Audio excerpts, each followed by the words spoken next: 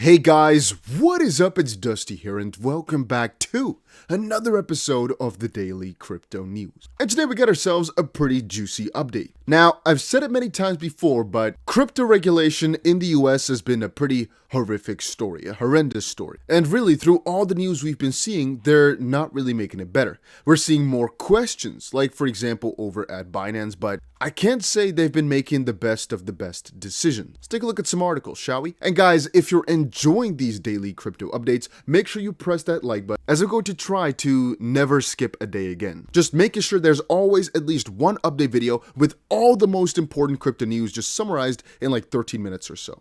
SEC wants to kill crypto and Ripple in the US, defense lawyer says. It's similar to this article which reads, Ripple ally raises objection to $22 million SEC fine. And according to one of the most famous lawyers in the Ripple versus SEC lawsuit, basically the crypto community, James Phelan, regarding the Lbry case, the SEC has filed its opposition to Lbry's motion to limit the SEC's remedies. In a throwback to events after Lbry lost the lawsuit against the SEC, Lbry provided the SEC with a settlement proposal on November 25th, following a status conference held on November 21st. Quote, the SEC claims that a penalty equal to Lbry's full pecuniary gain of $22 million is fair and reasonable under the circumstances. The SEC doesn't want to regulate crypto, it wants to kill it in the United States. Now, according to the SEC, Lbry's gross receipt for its Section 5 violation equaled the value it received in exchange for its sale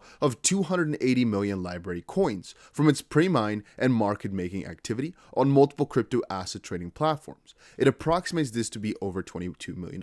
Now, the agency seeks from the court a penalty on Lbry equal to its gross pecuniary gain to deter Lbry and others, they're basically making an example out of this, from conducting illegal unregistered offerings. And this part, I'm not against. By saying, hey, we need to make one example so others don't do illegal things or illegal offerings, I'm not against, but I don't think what Lbry did here was clear from the get-go, and so making them the example, I don't think is the right way to go about it. I think you'd have to make the example out of somebody that's really doing things wrong, with the intent to do wrong. But it highlights a portion of the Securities Act that sets forth 3 penalty tiers, adding that the imposition of a civil monetary penalty may also follow a 3-step process. Now, in the first step, the statutory penalty amount adjusted for inflation for a violation by Lbry of each tier equals the following. For the first tier, $100,000. For the second tier, $500,000, and the third tier, $1 million. Now, the second step was to determine the maximum penalty. According to it, Lbry's gross pecuniary gain equals approximately $22 million, and Lbry's reply to the SEC motion is anticipated soon. As again, the SEC basically wants to claim a penalty equal to the entire, basically money that Lbry has made of $22 million, which is pretty wild. Guys like Jeremy Hogan were also quick to point out that the SEC is seeking an injunction against Lbry for future sales, and Hogan commented, and on the next page, the SEC argues the court can't rule on future sales by amnesty because they're too speculative. I think the judge is realizing about now that this was never about protecting anyone. There's another lawyer called Bill Morgan, and he commented on the SEC's letter as an avoidable defeat by which the judge has made a rod for his own back. Morgan argues that the judge broadly classified any sale of Lbry coin over a 6-year period as an investment contract without specifying the transaction. This now makes it difficult for the judge not to rule that future sales are also not investment contracts. Given he did not want to rule on whether future sales by Lbry should be required to be registered because its present record did not explain why future sales should be treated differently, how can he rule future sales to be injuncted on the same record? Lbry coin is a digital asset. This is coming from John Deaton, who also filed an amicus brief in the Lbry case last week. Denounced the SEC for calling the Lbry coin itself a security.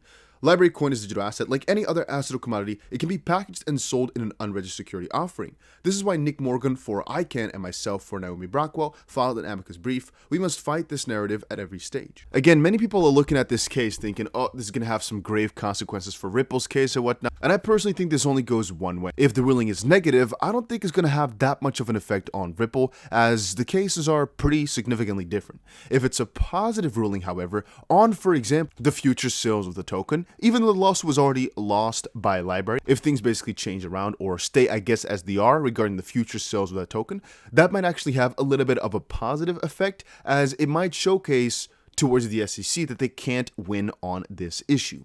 As of this point, the SEC is just going for a blanket ban basically on everything. And the moment that the judge really points out, says, hey, you went too far with that when it makes no sense, that might actually be a nice thing for the Ripple case as well. However, the Ripple case on its own is significantly bigger and will have way bigger consequences as well for the future of crypto regulation. But articles like this showcase to the people just how much the SEC is trying to destroy the cryptocurrency realm. And really, I keep saying it, people should stand up against this. We shouldn't let this happen. Literally, stand up, go to Congress, write your freaking Congress. Can you just imagine these guys just literally saying, hey, we're trying to protect you by taking away all your money. But all right. So I have another interesting article. Special report. Binance's books are a black box filing show as it tries to rally confidence. There's two things going on. One, Binance is being flooded left and right. They're getting a lot of withdrawals, but they're holding up fine. And I think they've made a ton of money, which is what some articles are also stating, that they've actually made so much freaking money, but it's all hidden and nobody knows exactly how much, where it is, why, yada. Things are just all hidden. It says that CZ and the guys don't really want to comment on exactly which entity where around the world controls Binance, the main entity, and also doesn't really report exactly on how much money Binance has ever made. And, well, some articles are going around that they made way more money in hidden fees left and right. All I can say about that is I personally think Binance is very freaking safe. There's always going to be a link for Binance down below until the day they go completely bankrupt, confirmed, because I personally don't think there's any way they're going down, and if they do, crypto's going to be in a lot of trouble for a little bit. Will crypto survive? Sure, but not for a long time. It will definitely be a little bit of a hard fall.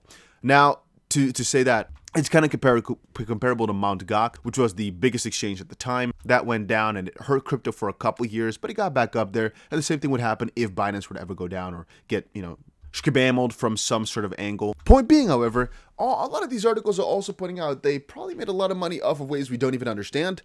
And I personally think they got way more money than people imagine. And so our funds are very much safe because they just got too much money to protect it. They don't need to use user funds for anything, basically. If you just imagine the amount of money that they're making off of fees every single day, I sometimes wonder how exactly they can go towards a loss. Like, how bad do you have to run to really lose money when you're this absolutely huge? A lot of this stuff is all coming from FTX, and I've actually been reading updates on FTX and Alameda and Genesis and BlockFi, all that stuff. Also Voyager, all these companies that also fell after Three Arrows Capital and whatnot. Now, BlockFi apparently seeks to reopen withdrawals for certain users. The lender BlockFi has filed a motion seeking to reopen withdrawals for users who have crypto locked in its wallet accounts. A hearing on the motion is scheduled for January 9th. That could be a very cool thing coming up very shortly here as well. BlockFi has already filed a motion requesting client withdrawals for assets held in BlockFi wallet accounts. Shout out to BlockFi for moving exponentially more quickly than Celsius in Chapter 11, as again, that is their restructuring. Obviously, they got in a lot of trouble with FTX US, but at the end of the day, FTX US is doing pretty fine, so BlockFi should also be pretty good. And we also have Voyager, like we covered earlier, that is basically looking to get some help from Binance US, which also most likely will work out just fine over the next couple of months. I personally think the majority of people hurt over the last couple of weeks here will be made whole again. And from that perspective, the whole Luna drama was a lot worse than the FTX drama in terms of how much users will be affected. Because I think the majority of people will eventually get their money back if we give it enough time.